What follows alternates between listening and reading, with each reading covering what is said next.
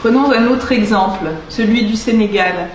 Au Sénégal, les sociétés françaises comme la Fruitière de Marseille, dont les principaux actionnaires sont les grandes chaînes de supermarchés françaises, se font attribuer des dizaines de milliers d'hectares de terre pour des durées illimitées, avec une exemption d'impôt de 99 ans.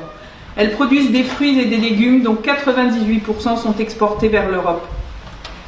Traditionnellement, la terre rurale n'appartient à personne dans la plupart des pays africains. Il n'y a pas de cadastre rural. Les communautés paysannes possèdent un droit d'usufruit illimité des terres qu'elles occupent. Mais par d'obscures négociations qui se déroulent à Dakar entre l'État et les multinationales françaises et étrangères, les paysans se retrouvent dépossédés de leurs terres avec la complicité de fonctionnaires sénégalais grassement récompensés.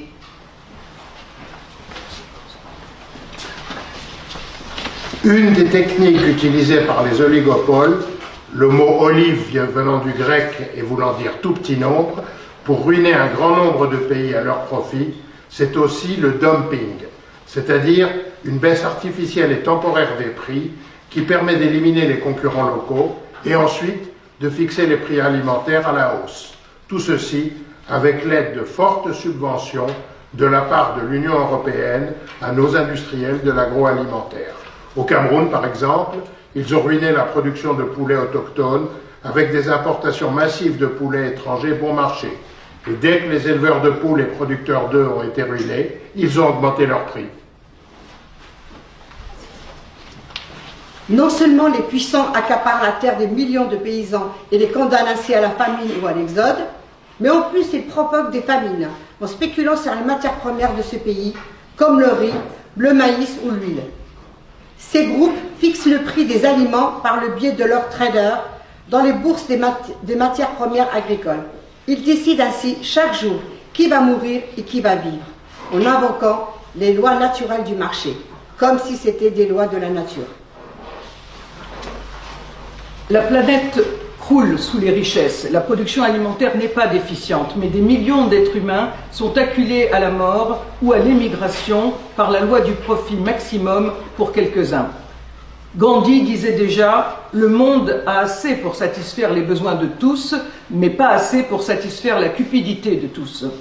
Monsieur Macron pourrait-il introduire dans le débat public la possibilité d'interdire la spéculation sur les denrées alimentaires, ou bien est-ce, comme l'impôt sur la fortune, patouche? Il paraît que l'Afrique a une dette envers la France depuis son indépendance. Ceci en raison de tous les bienfaits accordés par la France pendant la colonisation. 14 pays africains sont obligés de déposer plus de 60% de leurs réserves sur un compte d'opération à la Banque de France à Paris. 10 milliards d'euros bloqués qui ne peuvent pas servir au développement de ces pays. Et l'Afrique est en plus maintenue dans l'esclavage monétaire avec le franc CFA qui lui est imposé et qui vaut 650 fois moins qu'un euro. Un beau tour de passe-passe, non ? Le franc CFA est la seule monnaie héritée d'un système colonial encore en vigueur dans le monde.